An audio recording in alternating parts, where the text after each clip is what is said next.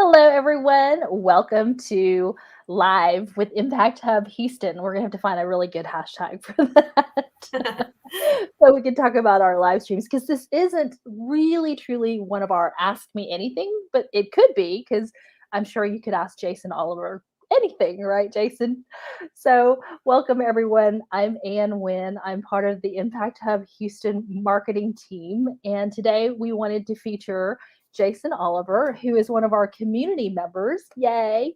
And also, his team recently was one of the winning teams for Houston Hackathon 2021. So, we're super excited to share more about Jaison, about what his hackathon project is, and what they hope to accomplish. But first, I'd love to ask Michelle and Grace and Jaison to briefly introduce themselves to those who are new to us and new to the Impact Hub Houston community.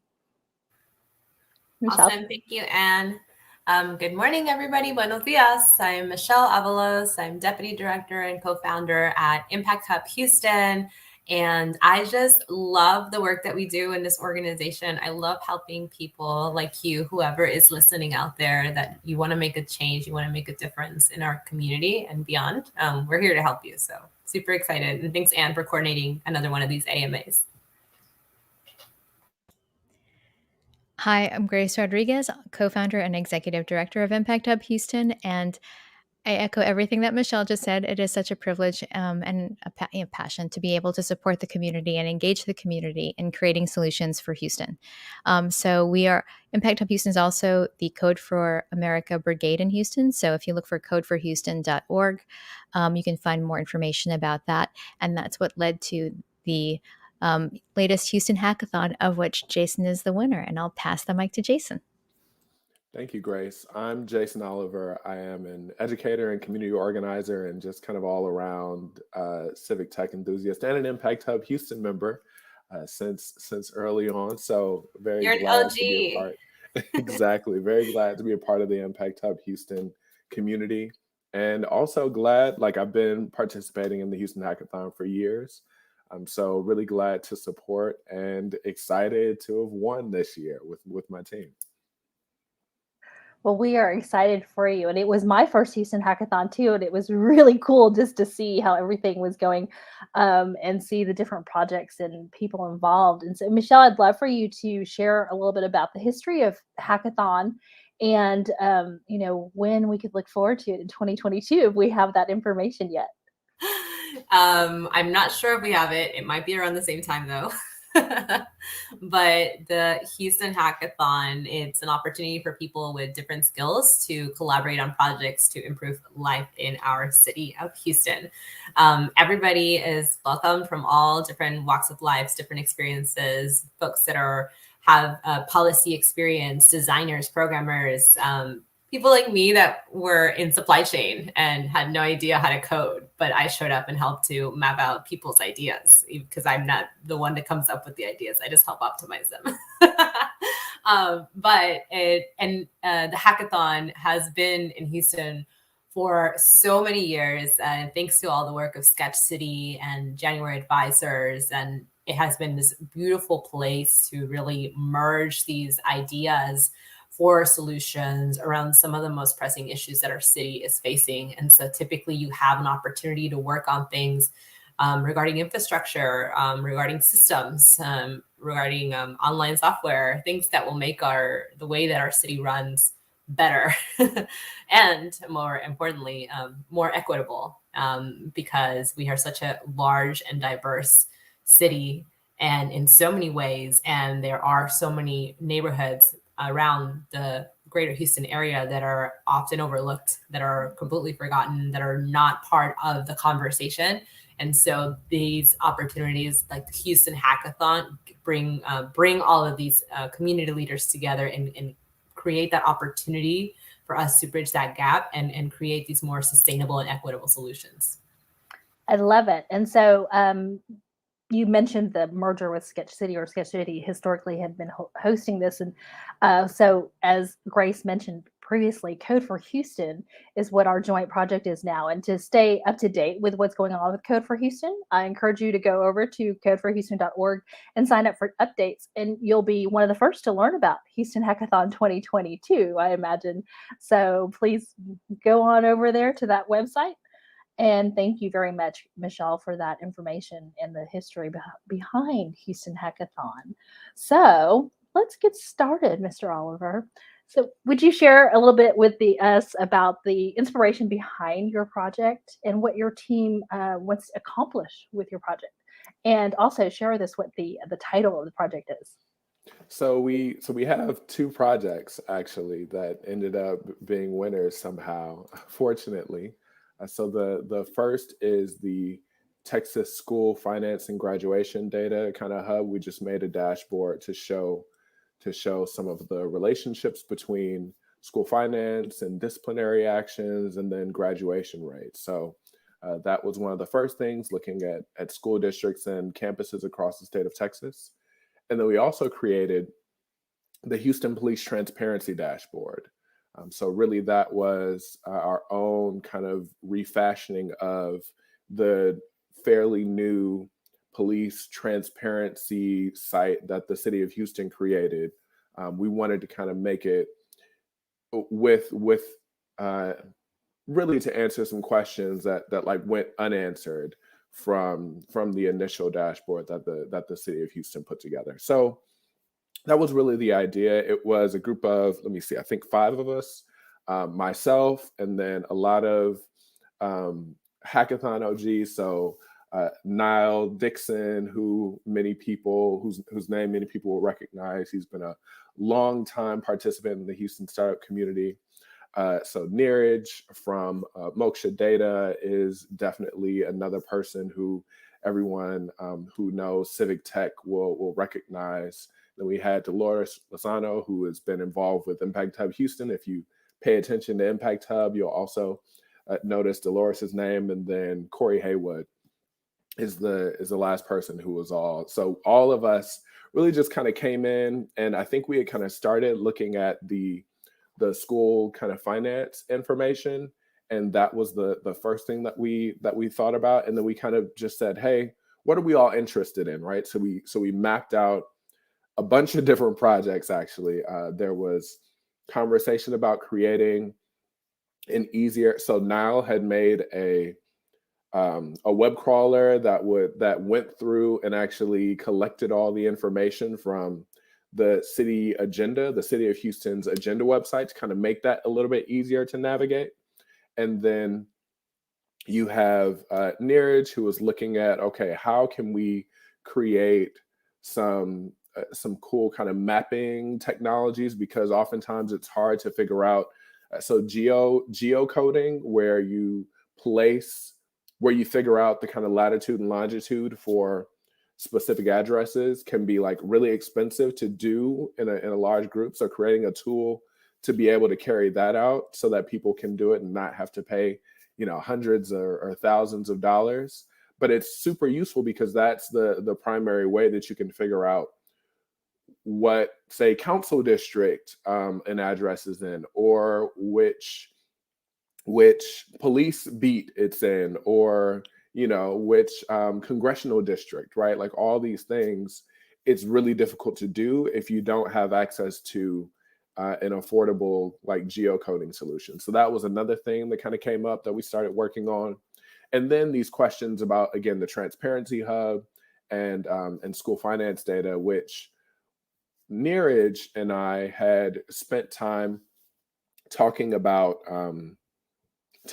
like policing and all the data after. And so in the wake of 2020, with the murder of George Floyd, him being a native Houstonian, we really started to try and look at just the city of Houston policing data and see, like, get a real story about what's going on. So we had done a workshop series called Data to Dream, and one of the first ones, Neeraj explained how to use Google Data Studio. So that's kind of how we got around to using this free, and I kind of liken it to what's the website that people, Tableau, right? Kind of Tableau, but free. So Google's Data Studio, where people can really kind of easily go and play around with data. I'm So still that was trying to learn fun. how to use Google Data Studio, by the way. So maybe me and Jason are going to have a one-on-one after this, and he's going to show me how to use it. Absolutely. Exactly. Or Jaison can host a webinar or something for those of us who've never used it before, who would love to. I don't Jason's know. like, You're putting a lot on me there. I just kind of throw some stuff in and hope it sticks. But that's how we can learn to use it, because it'll be like, what's the easy way to use it versus right. like. And exactly. And I'm one of those people who, if I start using it, I'm in it. That's how I learn. Otherwise, if I sit here and just listen to theory, I can't learn. So I know you had mentioned, wanting to have this dashboard and having the transparency for the police data, and especially in the wake of what happened last year and really all around the country and hopefully globally too, that people are kind of demanding this transparency and these answers from their own police forces, right? So is that your hope for this project, is to introduce it here and then hopefully it goes global? So, well, it's mainly focused on Houston, but we definitely want this to be a model that other people can use, right? So say, hey, this is what we created. Here are the sources that we create or that Mhm. we use to find this information. Many people across the country can use similar things. What I saw that was really helpful was cities like Chicago and Los Angeles who are taking creating resources around investing in communities and encouraging greater investment in communities, especially as we're dealing with, a housing crisis, especially as we're dealing with all the social and emotional challenges that people are having in the pandemic. How do we create solutions that can be replicated and implemented in other Mhm. cities? And that's one of the things that I've also seen is really consistent within Code for America. While Houston absolutely has to deal with disaster readiness, I remember being at a Code for America summit where, you have people in Florida and Louisiana who are having the same conversations and are looking at what's happening in Houston and trying to build off of that work. And it's very collaborative. So that's kind of really exciting there. That is exciting, and I love the fact that even though we are starting here in Houston, as you mentioned, it's something that other markets or metropolitan areas could replicate, and the fact that you're very open and sharing and transparent with your information and how you go about this process is very helpful.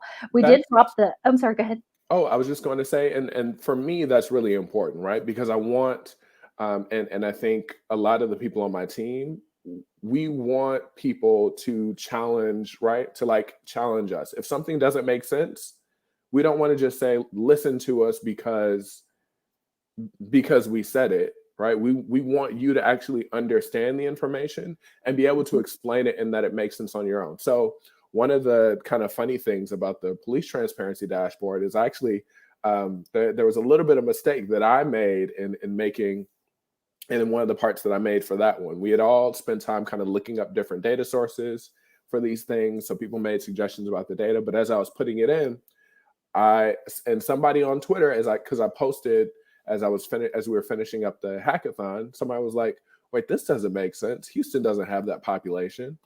I was like, "You're right. Let me." And I was like out driving and looking at my phone because I do that when I shouldn't. But I think I was at a light when I saw it, and I was like, "All right, I'm gonna deal with this when I get home." But thank you for pointing this out. Like, let me look into it because yeah, that doesn't make sense at all. And I realized some of the formatting was messed up, so I had to kind of play around with things to fix it. But you know, if other people saw that, they would just be like, this team doesn't know what they're doing. Jaison doesn't know how to do anything with data. Like, this doesn't make any sense. This is ridiculous. Give HPD more money, right?" And that's kind of the type of that's oftentimes like some of what happens, which is terrible because like there are some real questions that need to be answered and asked about what's going on. And so we really wanted to create something that could easily point people to the answers to questions and conversations that are currently happening in the city. No, that brings up a really good point though too, Jaison, because you could transpose a number and the data is completely, incorrect. And so how do we then make sure and ensure going forward, not just with your project, but any other project, that the data is going to be good and correct. And if there are people out there who can come in and say, oh, I think this is not right, can we take a look at this again, as opposed to just taking it and then sharing misinformation. Hey, can I also jump in and share that this is like the beauty to me of participatory problem solving, right? Of bringing people together through these hackathons and making things open, so that so many people can also provide some input to help improve a solution. And, there's another project that Jason's a part of that I don't know if we'll be able to get into this, but he leads these Wikipedia editing sessions to get more people to be able to edit Wikipedia and make sure that it's more inclusive, that there's more diverse representation on Wikipedia, and making sure that stories are told and that they're accurate. I love it. And we've got a comment here from Greg Ariza. Mexico has an open data transparency program where you can get data and play with it. That's great. Do we have anything similar here? Does anybody So we know? have Yeah, I oh, just go dropped ahead. a link. Mhm. Yeah. Ah, So OpenGov, is that what you were saying, Jason? Sorry. Well, I was oh, going to there we say go. Houston has an open data portal. It hasn't really been updated in a while, so the city is kind of not focused on it in recent years. In fact, last year, so there's another, or no, that was early this year. I can't believe it's October already. Forgive me, pandemic time is weird. But during the kind of budget workshops at the beginning of the year, myself and Randy Baxley, who also many civic tech people will know the name of, were calling in to the IT department during their budget workshops and saying, hey, one, open data needs to be a priority for the city, right? Like, this is our data. It's our data, right, that we pay for with our tax dollars. We need to know how this stuff works. So the open data portal was down, and the IT head didn't know. She was like, well, oh, it hasn't been updated. We're like, no, it doesn't exist right now. Like, you go to the website and it doesn't load. So she was like, oh, okay. And ended up getting that back up within a couple days. So even though it hasn't been updated, right, like that kind of creating that opportunity for feedback was able to bring about an immediate change, which was nice. Oh, yeah, absolutely. And so I dropped that link that Grace shared into the comments about OpenGov, and that is where we can also find data, Grace, for this area. Is that what you're saying? All right. We haven't even really touched on your Texas finance and graduation data yet. So project. So I'd love to hear a little bit more about that as well. And what are you hoping to accomplish with that? So that one was really more of, so Dolores Lozano, who I mentioned earlier, came with kind of that conversation, really wanting to look at the relationship between graduation rates and spending and such. So we were talking about what makes sense for that kind of a project, and I had spent time playing around with like the Texas Education Agency provides a lot of that data and makes it accessible. So it's there, but it's not, it's just a bunch of spreadsheets, right? So there's not a lot to kind of draw out in terms of who are the outliers, what does it mean to do well, what does it mean to do poorly. So what we did was we took some things that we were interested in, namely spending, disciplinary actions, right? Like punitive measures, and then also graduation rates. We took these things and put them together just really on some scatter plots to say, okay, what trends do we see, right? Like, do districts consistently follow trends? Are there districts that are particular outliers? And what might we be able to learn from it? Or what conclusions, or not even conclusions, but what questions can we ask based on what we have there? Yeah, that's great. And that again brings up a really great point too, is that the data is available, but how do we, I guess, take that data and make it useful for what we need to do, what we want to accomplish, right? What can we gain or gather from that data? And so, so are you looking for, say, these outliers you mentioned because of specific spending in a certain area that affects graduation rate or how well students do in that specific area?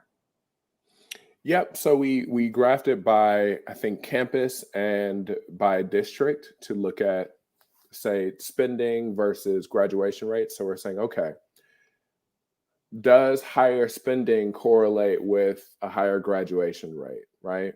And so those are some of the questions that we had as far as that. And so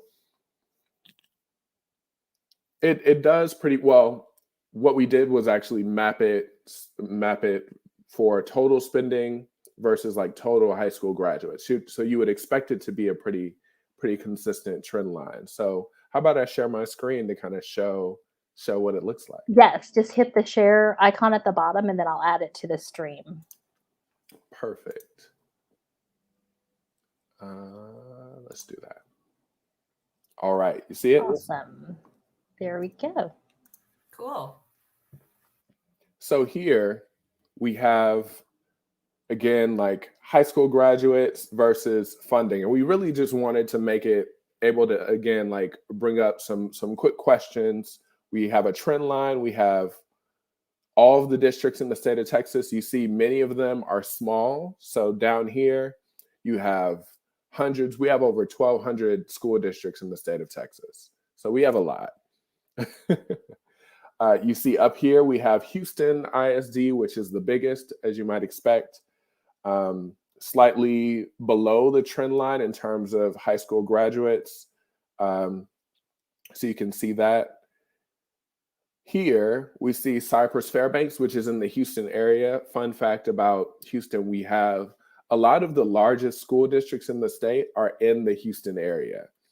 So Cypress Fairbanks, which is in kind of the North Houston area, has above average number of graduates for its spending if we're looking at the trend line. So things like that we're looking at. Northside ISD, which is in the San Antonio area, also above average. We have Dallas ISD has slightly below average in terms of the number of graduates for its spending. So these are some of the things that we were looking at. And then if you're playing around with it, we also graphed, say, the number of high school graduates versus the disciplinary actions. So what we can look at is, okay, how punitive is this district, right? Are they suspending a lot of students? Does that have any impact on their number of graduates, the number of students that end up going on to graduate? So we see some outliers, right? Like right here, above average graduates for their disciplinary actions is Houston. Also above average here, Northside ISD, which is again in San Antonio. We have Beaumont ISD, which has about the same number of disciplinary actions as Northside ISD out in San Antonio, but much lower number of high school graduates.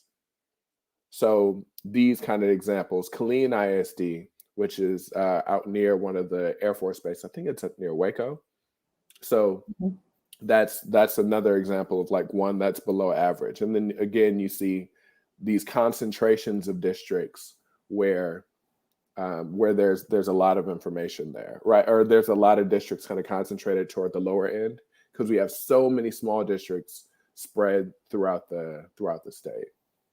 So what Jaison, correlation? Oh, I'm sorry. Go ahead, Grace. I was going to say, ask if you're able to toggle percentage of graduates, because Houston has so many students that you would think we would normally graduate more students anyway.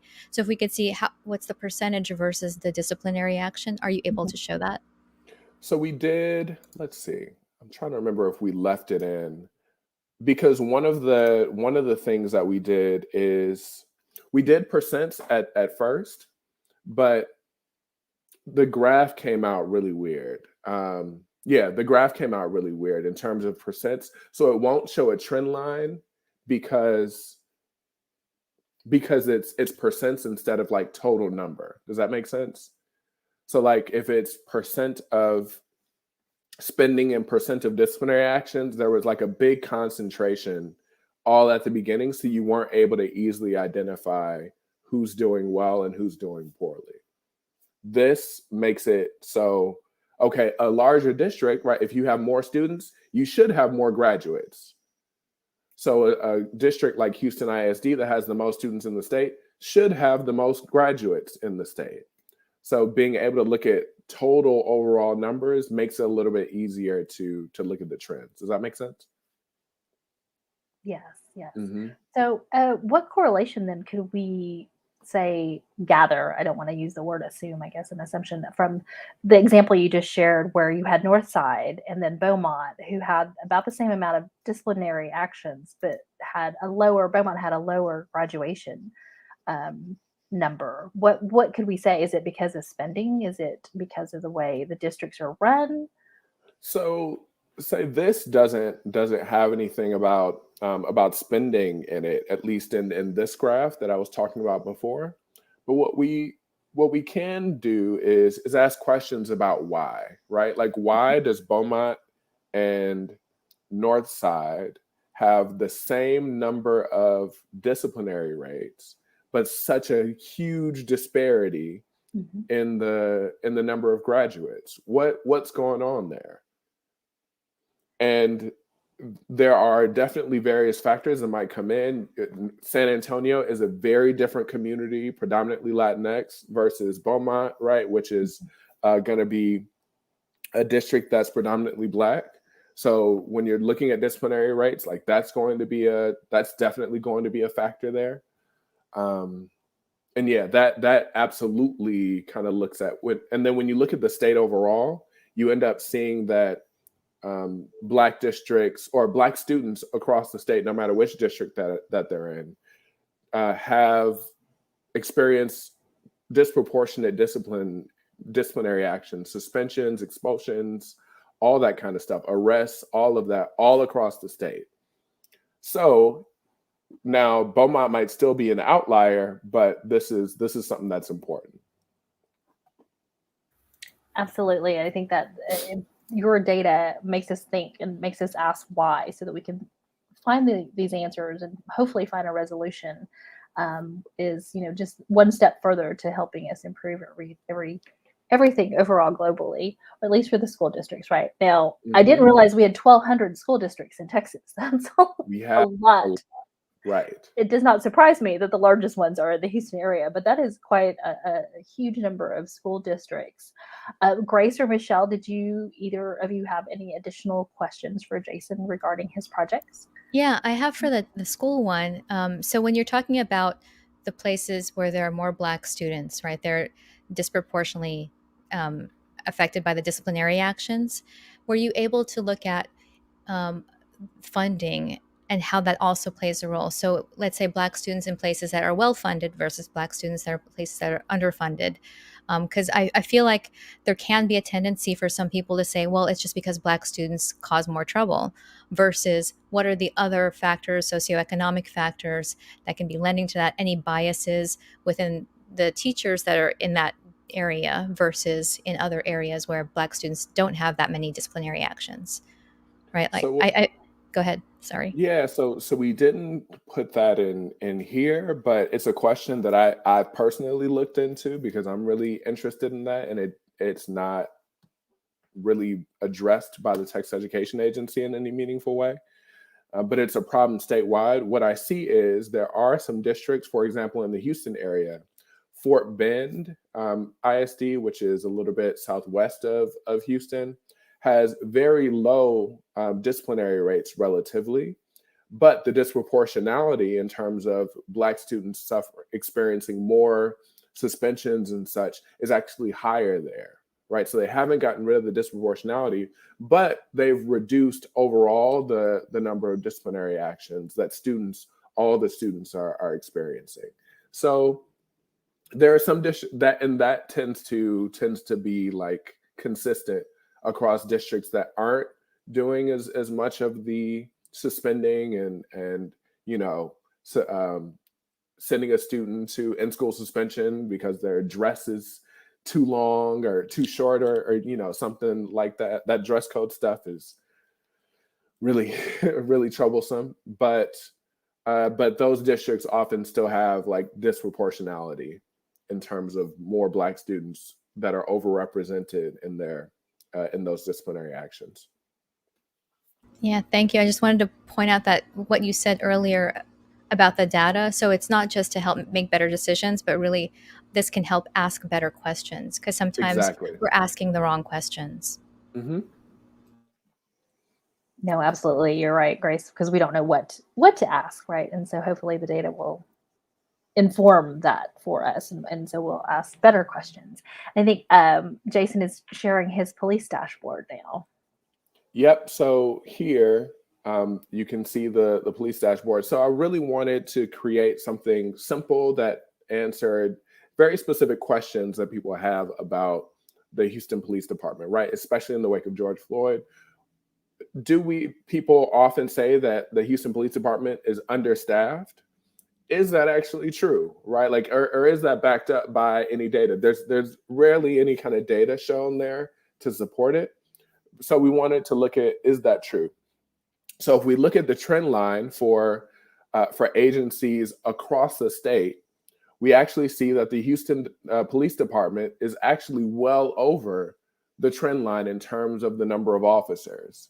And then if we look at the officer rate per population, so per capita, we also see that Houston is an outlier, right? We see that these other districts or these other departments tend to have far less officers than Houston does, even though we have a lot of different agencies. And it's also important to remember that the Houston Police Department is not the only agency that we have in Houston, right? The Harris County Sheriff's Department is also serving the Houston area. We have constables. Many of the school districts have their own police departments. Metro, right? Like public transit, the colleges. So this is just for the Houston Police Department. So as they're talking about being understaffed, it's important, I think, to put this into context and say, well, the Texas average, we're well over the Texas average. So what are they saying when they mean we're understaffed? And is that backed up by data directly from the FBI? And so I made sure to include links to where this data is coming from so that people can do their own analysis. No, absolutely important to see that. And that's very interesting that you shared that. And not only do we have Harris County, but the suburbs often have their own police departments as well. Yes. So the suburbs, the little cities that we have within the city, right? West University, Memorial Villages, all of these are their own cities that have their own police departments too. No, definitely very interesting. And thank you for sharing that with us, Jaison. So as a Houston Hackathon winner, you're going to get to meet with the mayor and discuss your solutions. And what do you hope will come out of your meeting with him or with his department? So we'll probably spend more time on the police transparency dashboard than on the school finance, because education does not fall under the purview of the mayor. We're not a city under mayoral control of the school district. So he doesn't have a lot of influence there. But he does have influence over the police department. So as we're looking at use of force, actually, that is one thing I absolutely want to show. I'm going to quickly share one more time. Okay, so it's going to take a couple seconds to come up, but use of force is something that's really important because it looks at what is the experience of people as they're having interactions with the police department. And the most common interactions that the public has with the police are traffic stops.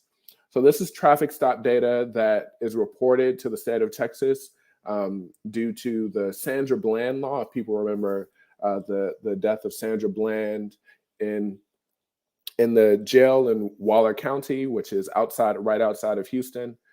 This kind of data is now reported because of what happened to her, right, at the hands of the police. So if we're looking at use of force, HPD, the Houston Police Department, makes up 3.5% of traffic stops statewide, but more than a quarter, right, 26.7% of use of force during traffic stops. So we went from 3% to 26.7%, right? That's a huge difference in terms of how likely people are to experience use of force in the in the state of Texas.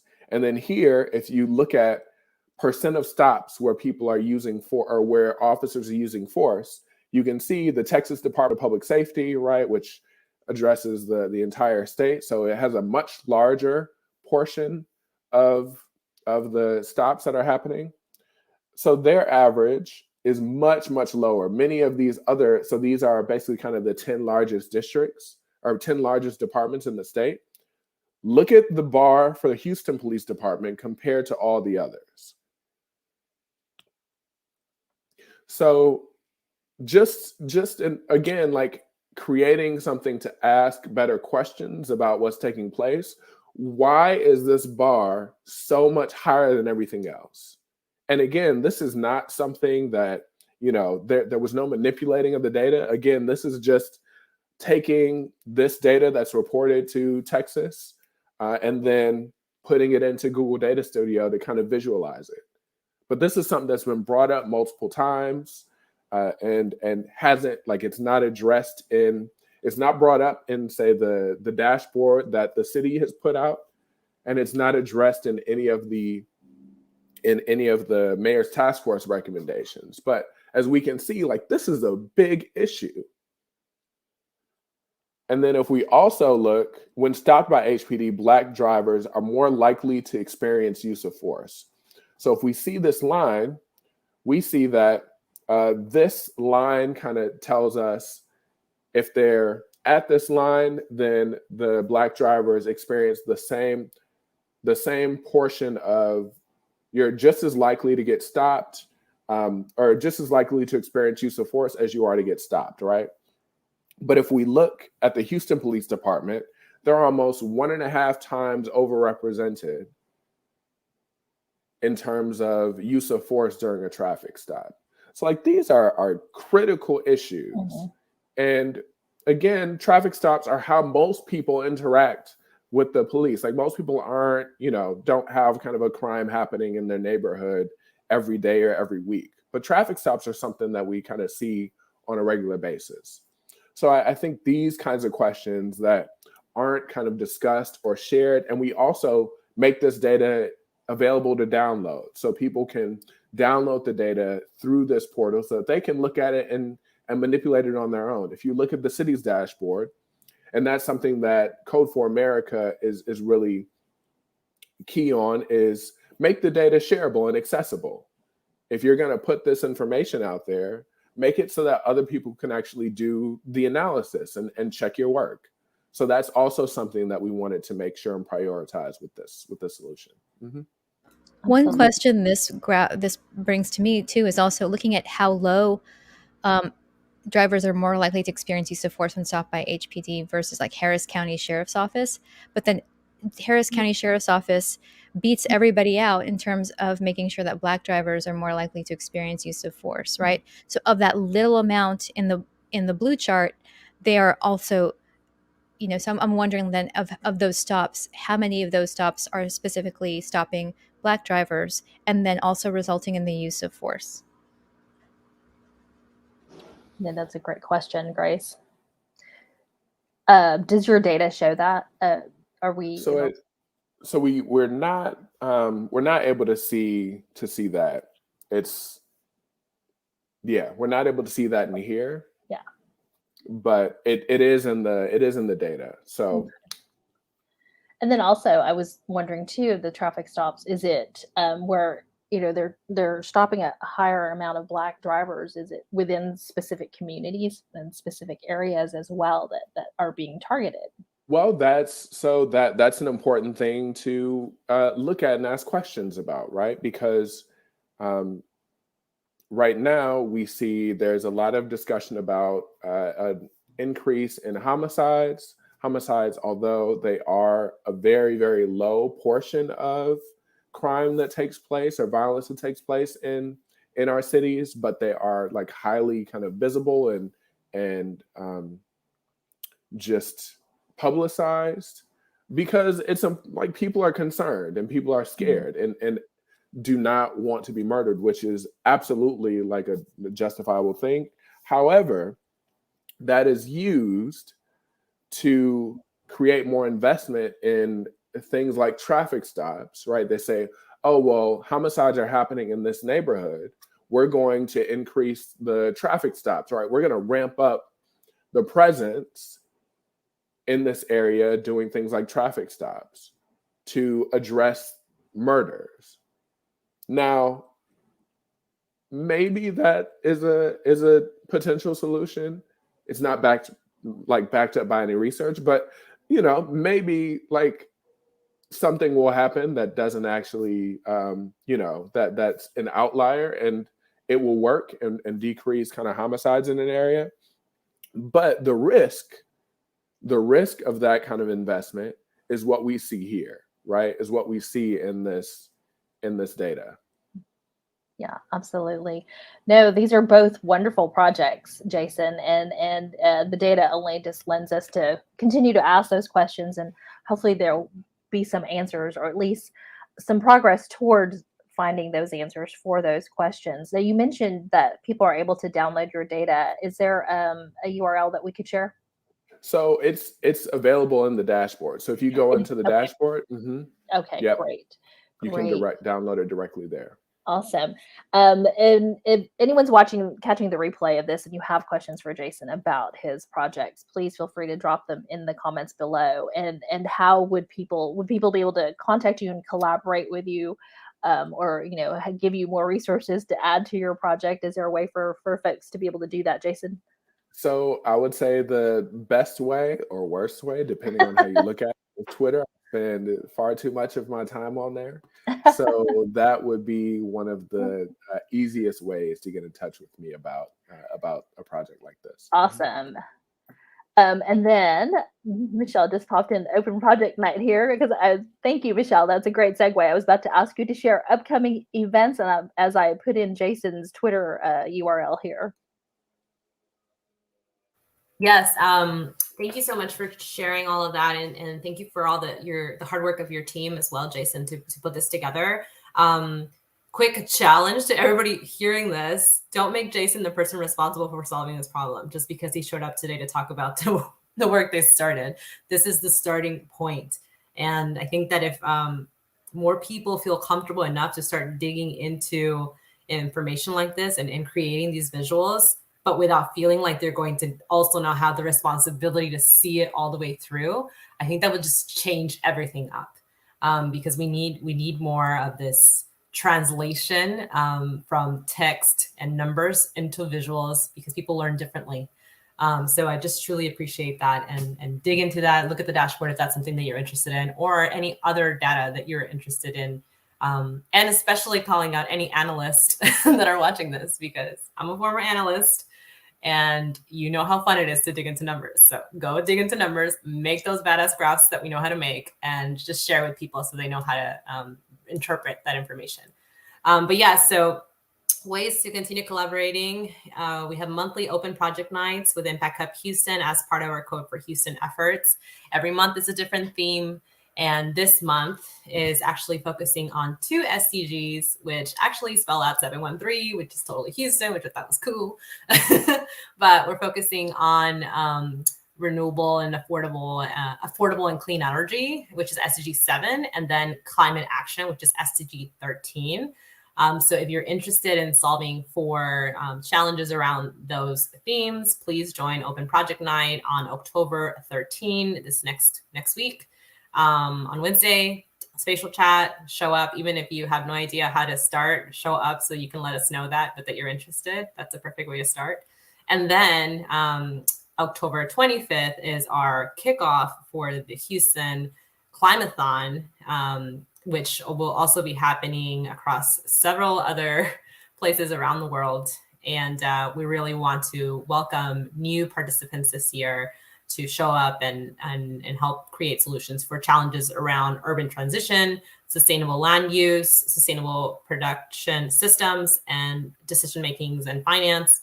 And there's so many other details. I'll share the link for registration for that as well. Thank you so much, Michelle. So we always have lots of things going on at Impact Hub Houston. And with that, I would love to end the live stream with asking Jaison, how has your experience been being a community member with Impact Hub Houston, and what would you say to others and encouraging them to join us? So I really just appreciate the community. I again have been a long time friend and member of Impact Hub Houston. So having the space, right, to work when it's a pandemic and kind of safe to do so is definitely great. I've spent a lot of time in the various spaces that Impact Hub Houston has spent time in, and then also all of these events. Again, these are, for example, Google Data Studio, and just kind of learning how finding people to collaborate with.